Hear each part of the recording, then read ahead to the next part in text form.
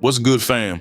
The Game is out here in 2026 trying to grab a crown he lost 10 years ago, and his latest stunt at a free concert showed his desperation. When he hit that stage on August 8th, the atmosphere felt less like a hometown celebration and more like a loud cry for attention while his career fades away.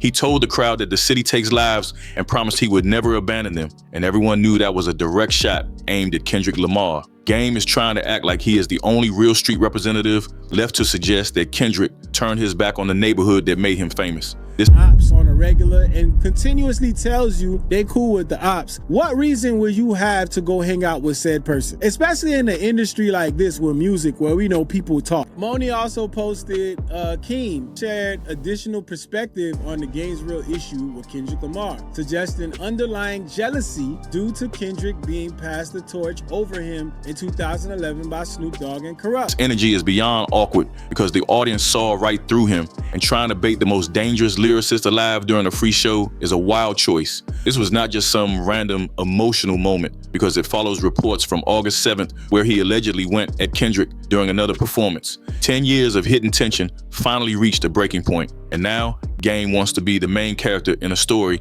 that left him behind years ago. Kendrick is busy shattering chart records and getting ready for a huge new release on August 28th, but Game is still playing the local hero for anyone watching for free. The timing of these comments feels like a calculated move to disrupt the momentum Kendrick has built leading up to his next major drop. These two things are not the same, man. Come on, man. I get it, man. The Game, you gotta grab on to something. Like, you gotta find something to make a comparison, but this is the wrong one, bro. Game knows the only way he stays relevant is by attaching his name to a conflict, even if that fight only exists in his own head. We finally have the proof of why Kendrick stopped speaking to him, and it all goes back to a major betrayal during the 2015 recording of the song 100. Top Dawg and King recently explained that Kendrick saw Game working with Drake as a total violation of the loyalty the West Coast camp expects. While a war for the soul of the genre was brewing, Game decided to invite the enemy into the house for a feature, and Kendrick never forgets a move like that. On August 7th of 2026, Game tried to change the narrative by saying he never complained when Kendrick worked with 50 Cent on the show Power back in 2018. These two things are not the same, man. Come on, man.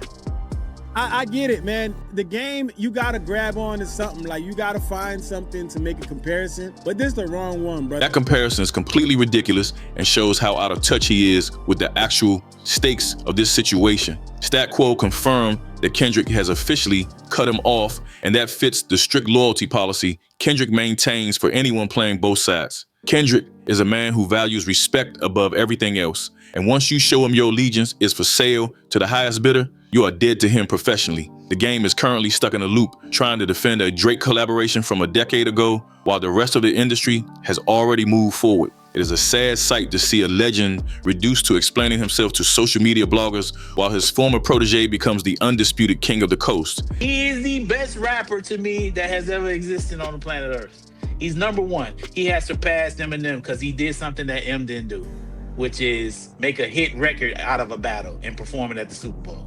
His cultural eviction is almost finished because he chose a high-profile feature over the respect of his own people, and those consequences are finally hitting him hard. Looking at the data from 2026, the numbers are straight up embarrassing for anyone still trying to come for Kendrick's spot. The gap between these two has grown into a huge divide that no amount of tough talk on a podcast can ever bridge. On February 1st of 2026, Kendrick Lamar officially cemented his legacy as the most awarded rapper in history with 27 total Grammy wins. That historic achievement allowed him to finally get past the totals held by Jay-Z and Kanye West, which puts him in a league where he only competes with himself.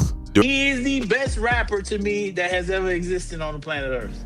He's number one. He has surpassed Eminem because he did something that M didn't do, which is make a hit record out of a battle and perform it at the Super Bowl.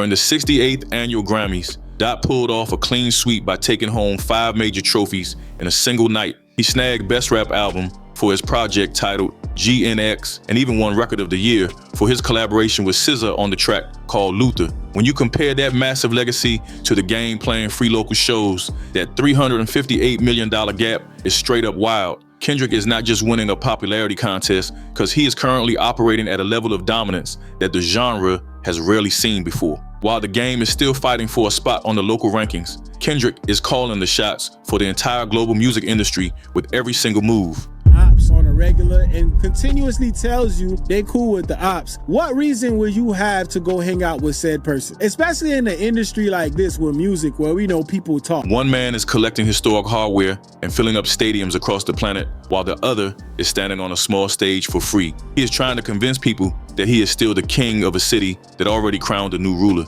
Kendrick Lamar is the undisputed gatekeeper of the West now. And if you are not on the right side of those 27 Grammys, you are officially stuck on the outside. Before we see how Kendrick is pivoting into this boxing era with that crazy hand wrap, tell me what y'all think about this power shift. Is the game officially played out in LA, or can he still get his crown back from Dot? Let me know in the comments. No cap, and make sure you like and subscribe while you're at it. Let's keep it moving. Kendrick is already moving into his next phase, and fans are calling it the boxing era after he showed up to the Grammys with a heavy hand wrap. Moni also posted, Keem shared additional perspective on the game's real issue with Kendrick Lamar, suggesting underlying jealousy due to Kendrick being passed the torch over him in 2011 by Snoop Dogg and Corrupt. This was not just some random fashion choice for the cameras, because Dave Free fueled the fire by posting a close-up shot of that rap on social media. It sends a loud signal that Dot is still in fight mode, even though he already won the war